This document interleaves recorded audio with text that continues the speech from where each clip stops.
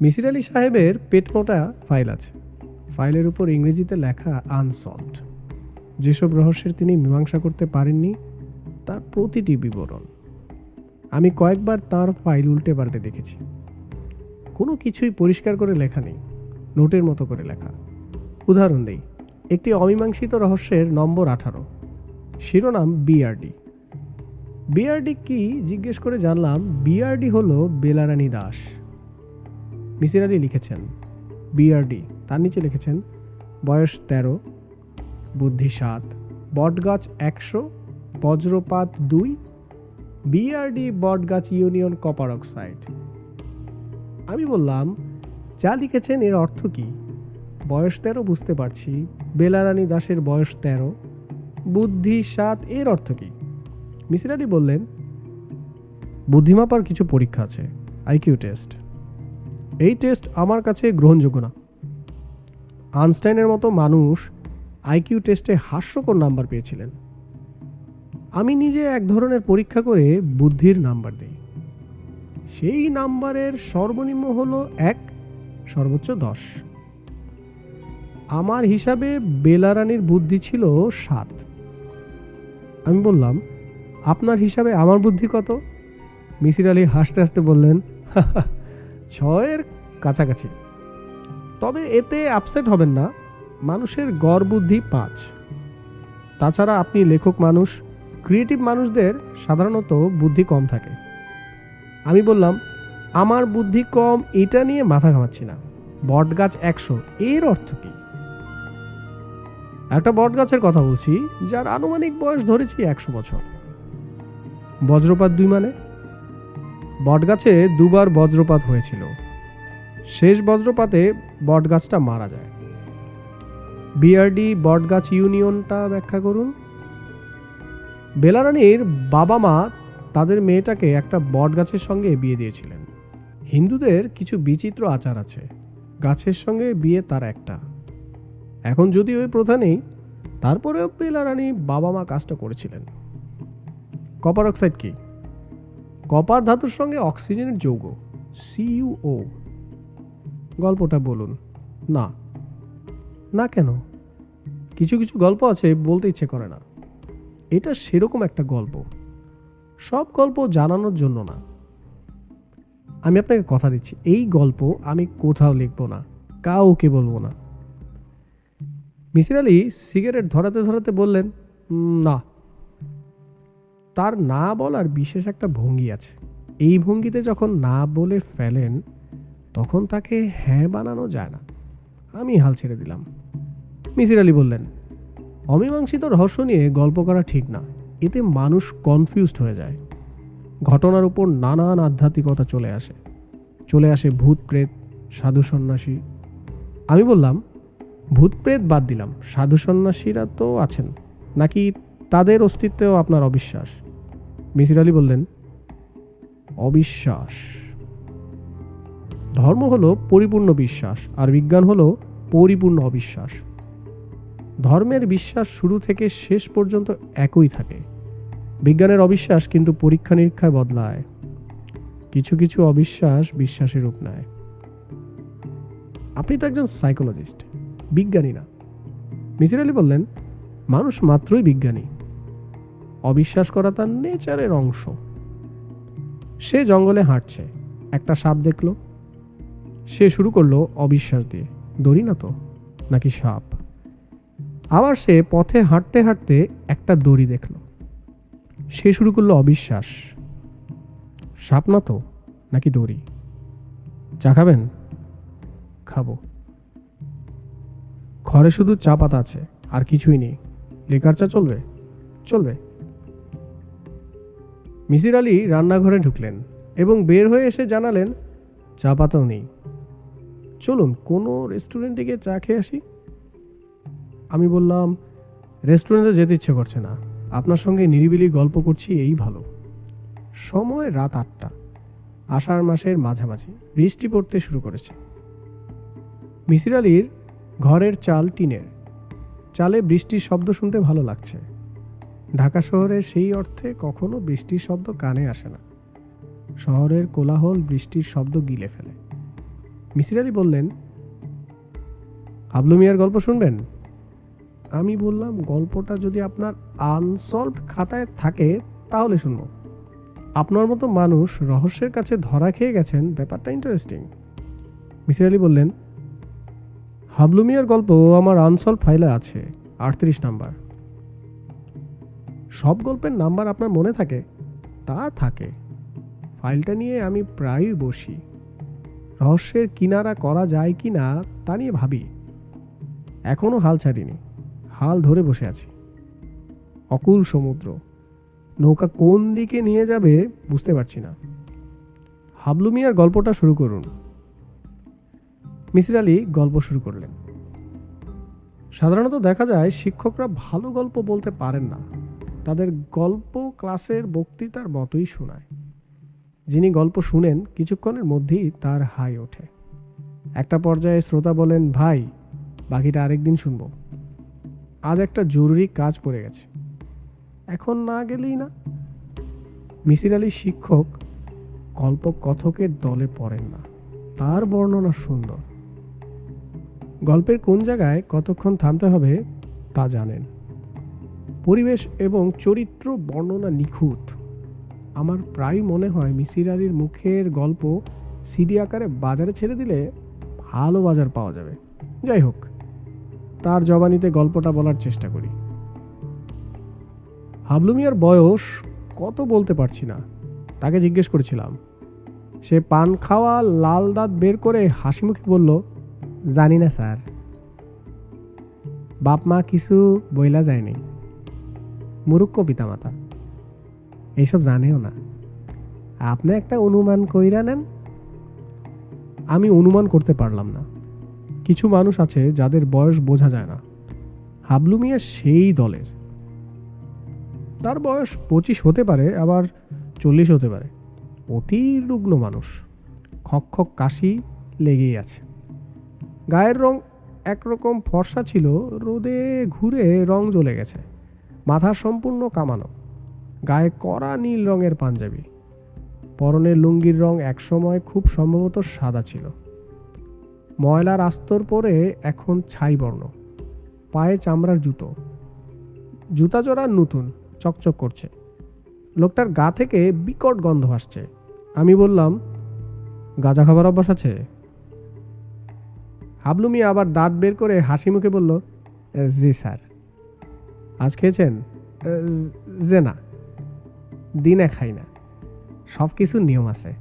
গাঁজা খাইতে হয় সূর্য ডুবার পরে, চরস খাইতে হয় দুপুরে। লেখাপড়া কিছু করেছেন? ক্লাস 5 পর্যন্ত পড়েছি। ক্লাস 5 পাস করার ইচ্ছা ছিল। একদিন হেড স্যার বললেন, তোর আর লেখাপড়া লাগবে না, তুই চলে যা। চলে যেতে বললেন কেন? সেটা ওনারে জিগাই নেই। শিক্ষক মানুষে তো আর জিজ্ঞাসা করা যায় না। ওনাদের কথা মান্য করতে হয়। ওনাদের আলাদা মর্যাদা। আপনার পায়ের জুতো জোড়ো তো নতুন মনে হচ্ছে। হাবলু মিয়া আনন্দিত গলায় বলল, চুরি জুতা স্যার, আমি নিজেই চুরি করেছি। কিভাবে চুরি করেছি শুনলে মজা পাবেন। স্যার বলবো? বলুন। আমারে স্যার তুমি কইরা বলেন, আমি অতি নাদান লোক। আপনার নাকের সর্দির যোগ্য না, তার চেয়ে অধম। জুতা চুরির গল্পটা শুরু করব? শুরু করো। জুমার নামাজ শুরু হয়েছে। আমি সোবাহান মসজিদের কাছে, রাস্তা বন্ধ কইরা নামাজ।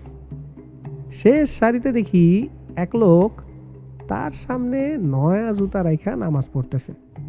আমি তার সামনে থাইকা জুতা জোড়া নিলাম।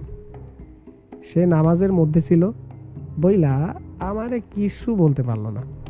একবার তাকাইলো, আমি যাইরা দৌড় দিলাম। আমার ভাগ্য ভালো, জুতা জোড়া ভালো ফিটিং হয়েছে। চুরির জুতা, ফিটিংয়ে একটু সমস্যা। জুতা কি প্রায় চুরি করো? যে একবার এক মসজিদে যাই, তো বনানী মসজিদ থেকে এক জোড়া স্যান্ডেল চুরি করেছিলাম। বিলাতি জিনিস, 200 টাকায় বিক্রি করেছি।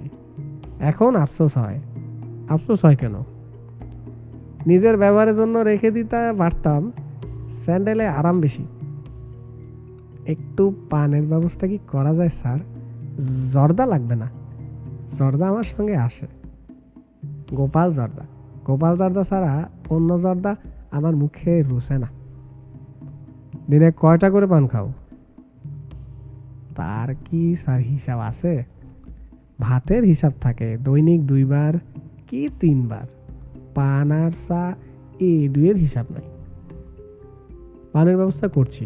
এখন বলো, তুমি যে জুতা চুরি করো খারাপ লাগে না? খারাপ লাগে না স্যার, মজা পাই, ইন্টারেস্ট পাই। পয়সা থাকতে হইলে ইন্টারেস্ট লাগে। ঠিক বলেছি স্যার? পানের ব্যবস্থা তো স্যার এখনো করেন নাই, অস্থির লাগতেছে। সে পান ছাড়াই বেশ খানিকটা জর্দা মুখে দিয়ে চিবোতে লাগলো। হাবলু মিয়ার সঙ্গে আমার যোগাযোগের বিষয়টা এখন পরিষ্কার করি। তাকে পাঠিয়েছে আমার এক ছাত্র। হাবলু মিয়ার নাকি অদ্ভুত এক আধ্যাত্মিক ক্ষমতা। সে কোনো ফলের নাম বললেই সে 2 হাত মুঠিবদ্ধ করে, মুঠি খুললেই সে ফল হাতে দেখা যায়। যে মুঠিবদ্ধ করে ফল আনতে পারে সে পানও আনতে পারে। পানটা সে কেন আনছে না বুঝলাম না। আমি আমার ছাত্রের কথায় কোনোই গুরুত্ব দেইনি। সহজ হাত সাবাই বোঝাই যাচ্ছে। যেসব ফলের নাম চট করে মানুষের মাথায় মনে আসে সেই সব বিভিন্ন জায়গায় লুকিয়ে রাখা হয়, যথাসময়ে বের করা হয়। ব্যাপারটা আরও পরিষ্কার করে বলি। একজন বুজুর্গ আমাকে বলল, স্যার যে কোনো একটা ফুলের নাম বলুন, যে ফুলের নামই বলবেন সেই ফুল আমি পাঞ্জাবির পকেট থেকে বের করে দেব। আমি বললাম দুপুরমণি ফুল, তুমি বের করো। সে বলল, স্যার পারলাম না, দুপুরমণি ফুলের নামই শুনি নেই, আজ প্রথম শুনলাম।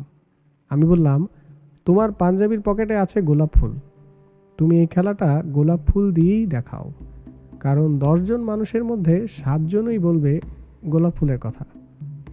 বুজুর্গ মাথা চুলকে বলল, স্যার কথা সত্য বলছেন, মাটি খাই, তয় স্যার শুধু গোলাপ রাখি না, রজনীগন্ধাও রাখি। আজকাল অনেকেই রজনীগন্ধার কথাও বলে। যাই হোক, আমাদের হাবলু মিয়াকে আমি সেই দলেই ফেলেছি। লোকটার চোখই বলে দিচ্ছে সে মহা ধূর্ত। অনেককে ধোকা দিয়ে সে এখন এসেছে আমার কাছে। ঘরে পান ছিল না, দোকান থেকে পান আনিয়ে তাকে দিয়েছি। 2 কিলি পান একসঙ্গে মুখে পুরে সে জড়ানো গলায় বলল, স্যার কি খেতে চান বলেন, এনে দেই। সে হাত মুঠি করলো। আমি বললাম, একটা আখরোট এনে দাও। হাবলু মিয়া বিস্মিত গলায় বলল, আখরোট কি জিনিস? এক ধরনের বাদাম। জীবনে স্যার নাম শুনি নাই। আমি বললাম, আমাকে তাহলে খাওয়াতে পারছো না? হাবলু মিয়া বলল, কেন পারবো না স্যার, আপনি খাবেন? আমি একটু খায়া দেখব, তবে স্বাদ পাবো বলে মনে হয় না। পান জর্দা খায়ে জিহ্বা নষ্ট, যাই খাই ঘাসের মতো লাগে। একবার নেত্রকোনার বালিশ মিষ্টি খাওয়ার শখ হলো, খাইয়া দেখি সেটাও ঘাসের মতো, মিষ্টির বংশও নাই। আমার কাছে এখনো চিনিও লবণতা। কথা শেষ করে হাবলু মিয়া হাতের মুঠ খুলল। তার হাতে 2টা আখরোট। সে বিস্মিত হয়ে আখরোট দেখছে। আমি মোটামুটি হতভম্ব। হাবলু মিয়া বলল, জিনিসটা ভাঙবে কেমনে? দাঁত দিয়া? হাবলু মিয়া কামড়াকামড়ি শুরু করলো। কিছুক্ষণের মধ্যেই আখরোটের শক্ত খোসা ভাঙল। হাবলু মিয়া বাদাম ভেঙে মুখে দিয়ে চিবুতে চিবুতে বলল, কোনো স্বাদ নাই, শুকনা খড়ের মতো। আমি বললাম, এখন কি অন্য কোনো ফল আনা যাবে? হাবলু বলল, অবশ্যই, ফলের নাম বলেন।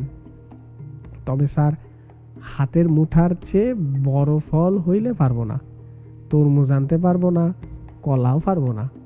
আমি বললাম, আম আনতে পারবে? ছোট সাইজের আম তো আছে। আমি পারবো, আম অনেকবার আনছি। হাবলু মিয়া 2 হাত ডান হাতের উপর বাম হাত রেখে মুঠ করল, চোখ বন্ধ করল, সামান্য ঝাঁকি দিয়ে মুঠ খুলল। আম সেখানে আছে, সে আমার হাতে আম দিতে দিতে বলল, খেয়ে দেখেন স্যার, মিষ্টি আছে কি না। মধুর মতো মিষ্টি হওয়ার কথা, মাঝে মাঝে টকও হয়। একবার একটা আম আসছে, কাক দেশান্তরী আম, এমন টক যে কাক খাইলেও দেশান্তরী হবে। স্যার, আমার খেলা দেখে খুশি হয়েছেন? খুশি হয়েছি। এটা কি কোনো খেলা? স্যার, দুনিয়াটাই তো খেলা, বিরাট খেলা, ক্রিকেট খেলা।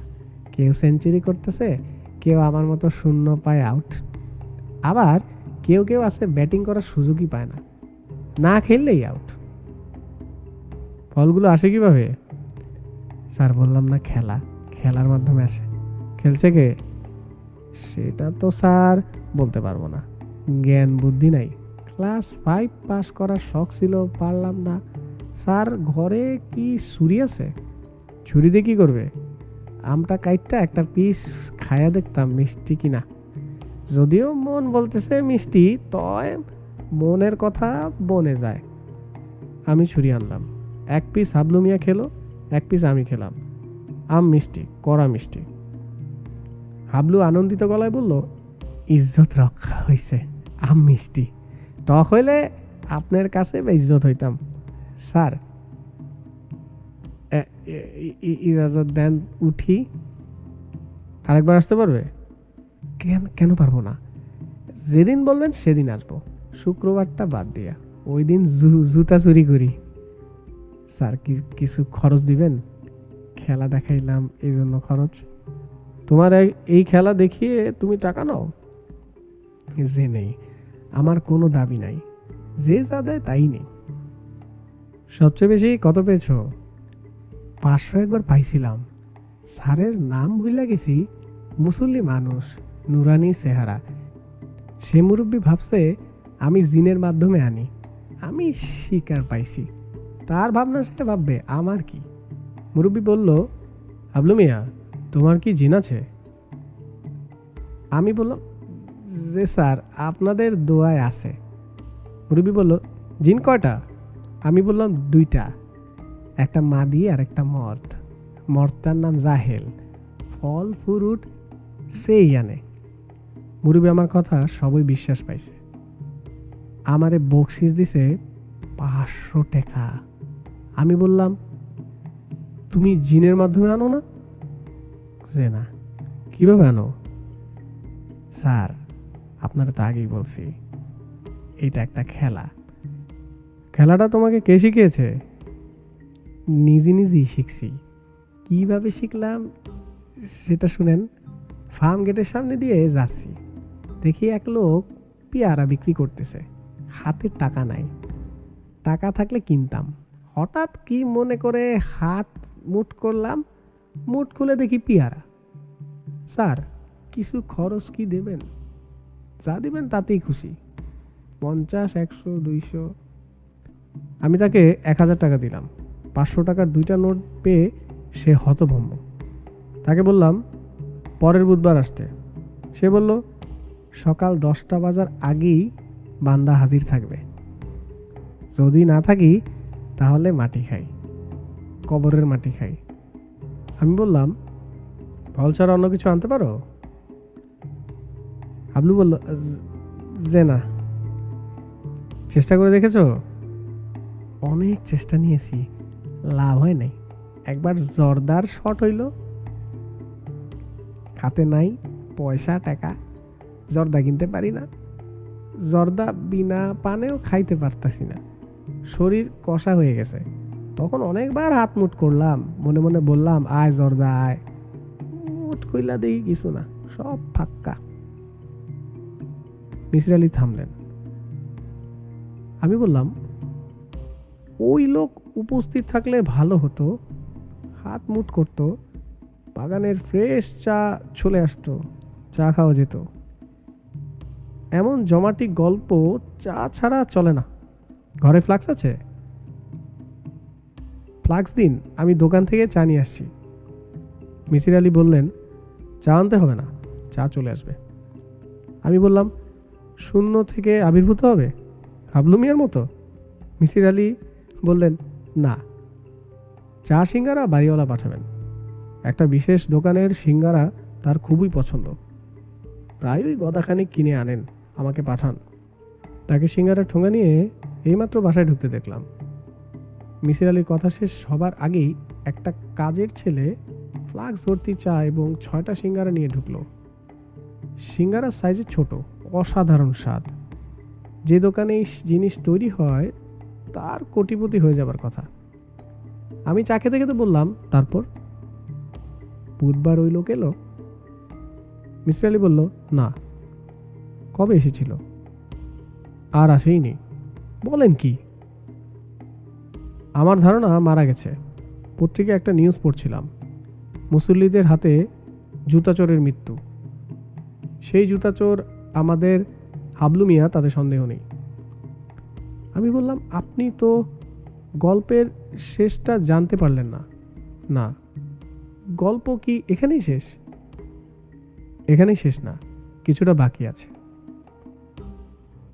আর বাকি কি থাকবে? গল্পের যে কথক সেই তো মৃত, গল্প কি থাকবে? মিসির আলি বললেন, আমটা তো আছে।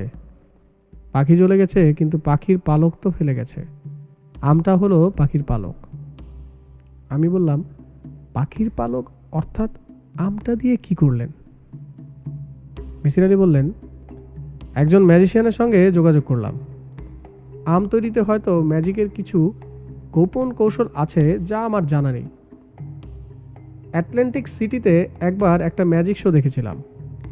সেখানে ম্যাজিশিয়ান ফুলের টবে একটা আমের আটি পুঁতলেন, রুমাল দিয়ে ঢুকালেন। রুমাল সরালেন, দেখা গেল আম গাছের চারা বের হয়েছে। আবার সেই চারা রুমাল দিয়ে ঢাকলেন, রুমাল সরালেন, দেখা গেল গাছ ভর্তি আম। এই ধরনের কোনো কৌশল কি হাবলু মিয়া করেছে? আমার ম্যাজিশিয়ান বন্ধু আমের পুরো ঘটনাটা শুনে বললেন, হিপনোটিক সাজেশন হতে পারে। হিপনোটিক সাজেশন মাঝে মাঝে এত গভীর হয় যে সামান্য মাটির দলাকে আম বা অন্য যে কোনো ফল মনে হবে।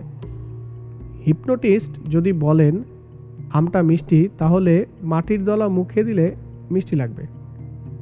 হিপনোটিস্ট যদি বলেন আমটা টক, তাহলে সেই মাটির দলা মুখে দিলে টক লাগবে। তবে এই অবস্থা বেশি সময় থাকবে না। ট্রেন্স অবস্থা কেটে গেলে মাটির দলাকে মাটির দলাই মনে হবে। আমাকে দেয় আমটি মাটির দলা বা অন্য কিছু হয়ে গেল না, আমই রইল। তৃতীয় দিনে আমি অতি গুরুত্বপূর্ণ একটি বিষয় আবিষ্কার করলাম। সেটা কি? মিসির আলি বললেন, ফ্রুট ফ্লাই।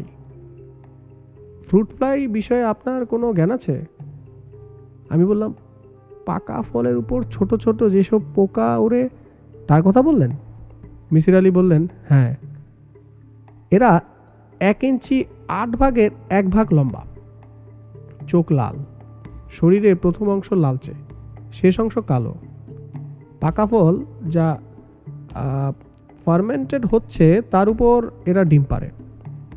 এক একটি স্ত্রী ফ্রুট ফ্লাই 500 সংখ্যার মতো ডিম পারে। ডিম থেকে বাচ্চা হতে সময় নেয় 1 সপ্তাহ। আমার গুরুত্বপূর্ণ আবিষ্কারটি হচ্ছে 3 দিন পার হবার পরেও আমের উপর কোনো ফ্রুট ফ্লাই উঠছে না, অর্থাৎ আমের পচন ধরছে না। যে সময়ের কথা বলছি তখন আমের সিজন না, তবে ফল চাষে হয়তো কোনো বড় ধরনের বিপ্লব হয়েছে। সব ঋতুতেই সব ধরনের ফল পাওয়া যায়। আমি বাজার থেকে একটা পাকা আম কিনে আনলাম। জাদুর আম থেকে 1 ফুট দূরে সেটা রাখলাম। 1 ঘন্টা পার হবার আগেই কেনা আমটাকে ঘিরে ফ্রুট ফ্লাই ওড়াউড়ি শুরু করলো। এদের কেউ ভুলেও জাদুর আমের কাছে গেল না। মিসির আলি বড় করে নিঃশ্বাস ফেললেন। আমি বললাম, গল্প কি শেষ? মিসির আলি বললেন, একটু বাকি আছে। আজই শুনবেন নাকি অন্য একদিন আসবেন? বৃষ্টি থেমে গেছে, এখন চলে যাওয়াটাই ভালো, রাত অনেক হয়েছে। আমি বললাম, শেষটা শুনে যাব, তার আগে না। মিসির আলি বললেন, অ্যান্টার্কটিকা মহাদেশে একবার উল্কাপাত হয়েছিল। 1995 সালে নাসার জনসন স্পেস ফ্লাইট সেন্টারে বিজ্ঞানীরা সেই উল্কা পরীক্ষা করেন। উল্কার নম্বর হচ্ছে ALIT 4001। আমি বললাম, নাম্বার মনে রাখলেন কিভাবে? মিসির আলি বললেন, জাদুরাম নিয়ে গবেষণা করতে গিয়ে এসব জানতে হয়েছে। আমার আনসলভড খাতায় নাম্বার লেখা আছে। আমি বললাম, উল্কার সঙ্গে আপনার জাদুরামের সম্পর্ক কি? মিসির আলি বললেন, ঘটনাটা বলে শেষ করি, তারপর আপনি বিবেচনা করবেন সম্পর্ক আছে কিনা। বলুন। বিজ্ঞানীরা সেই উল্কার কিছু অর্গানিক অণু পেলেন। জটিল কোনো অণু না, পলিসাইক্লিক অ্যারোমেট্রিক হাইড্রোকার্বন। বিজ্ঞানীরা ঘোষণা করলেন এই অণুগুলো পৃথিবী নামক গ্রহের না, গ্রহের বাইরের। কারণ এরা ছিল লেবোরোটাটরি। পৃথিবী নামক গ্রহের সব অর্গানিক অণু হলো ডেক্সট্রোরোটাটর, অর্থাৎ এরা প্লেন পোলারাইজড লাইট ডান দিকে ঘোরায়। বিজ্ঞানীরা অতি সহজ একটা পরীক্ষা থেকে বলতে পারেন কোনো বস্তু এই পৃথিবীর নাকি পৃথিবীর বাইরের। আমি বললাম, আপনি আমটি পৃথিবীর না পৃথিবীর বাইরের এই পরীক্ষা করলেন? মিসির আলি বললেন, এই ধরনের পরীক্ষা করার মতো যোগ্যতা বা যন্ত্রপাতি কোনোটাই আমার নেই। তবে আমি আমের শ্বাস সিল করা কৌটায় ইতালির অ্যাথেন্স শহরে পাঠিয়েছিলাম একটি ল্যাবরেটরিতে। তারা জানালেন এই ফলটির নাম রস লেবোরোটাটরি, অর্থাৎ এর অরিজিন পৃথিবী নামক গ্রহ না। বলেন কি? মিসির আলি বললেন, একটা ছোট্ট পরীক্ষা অবশ্যই আমি নিজেই করলাম। একটা টবে যত্ন করে আমের আটিটা পুঁতলাম। সেখান থেকে গাছ হয় কি না তাই দেখার ইচ্ছা হয়েছিল। মিসির আলি বললেন, সেটা বলবো না, কিছু রহস্য থাকুক। রহস্য থাকলেই গল্পটা আপনার মনে থাকবে। মানুষ রহস্যপ্রিয় জাতি, সে শুধু রহস্যটাই মনে রাখে, আর কিছু মনে রাখতে চায় না।